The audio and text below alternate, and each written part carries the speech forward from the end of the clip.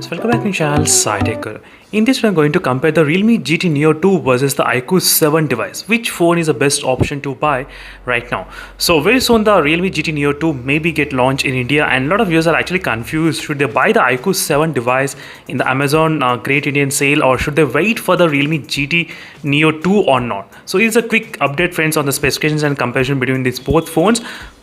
So after release of the Realme GT Neo 2, we got all the specifications confirmed about this device, and now we can actually compare so Realme GT Neo 2 versus the iQOO 7 device which I'm having right now. Let's see how much difference can it be there regarding the specifications, for example display and processor and all the battery and camera, each and every details I'll try to mention in this video. So first thing is that both phones will be having the Snapdragon 870 chipset. That's completely normal. So both phones and UFS storage 3.1 will be there in both devices. That's kind of common thing which we do know before as well. But what is not common is about the cooling system. The type of cooling system used in the iQOO 7 device is different, and the cooling system in the Realme GT Neo 2 is different.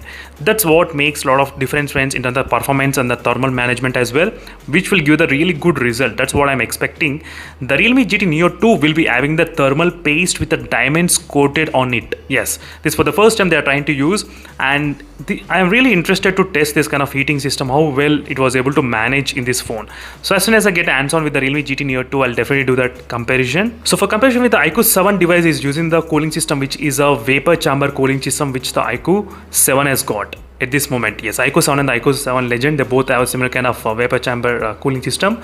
As you can see clearly, that's a kind of difference which I did observe in terms of the performance and the processor thing regarding the cooling system. Maybe slightly better in the Realme GT Neo 2, but this just on a paper only. As soon as I get the phone, then definitely I'll be able to judge more about the Realme GT Neo 2.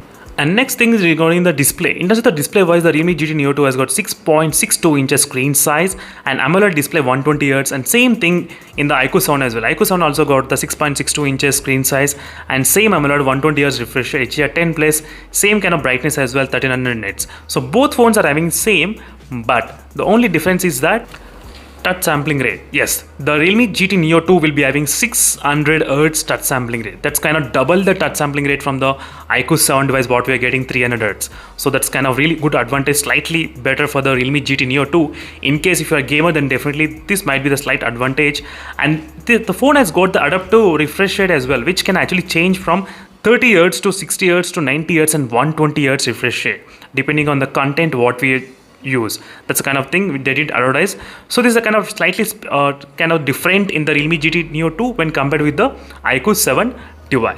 So all friends, in terms of the processor and the display, there is only a little bit kind of difference where the GT has got advantage of the cooling system and which has got advantage of the touch sampling rate in terms of the both properties like display and the processor. So next regarding the camera, the Realme GT Neo 2 will be having 64 megapixel camera lens, and whereas the iQOO 7 has got the 48 megapixel camera lens which is present on the back side of the phone. And both phones, they do have the triple camera setup itself, and ultra wide lens is of 8 megapixel and 13 megapixel lens in the iQOO 7 device. But the camera we can actually judge only once we get hands on with the phone. So till then we are not sure how is the camera will be there. Definitely once I get hands on with the Realme GT Neo 2, I'll definitely able to make a lot of videos on the Realme GT Neo 2 as well.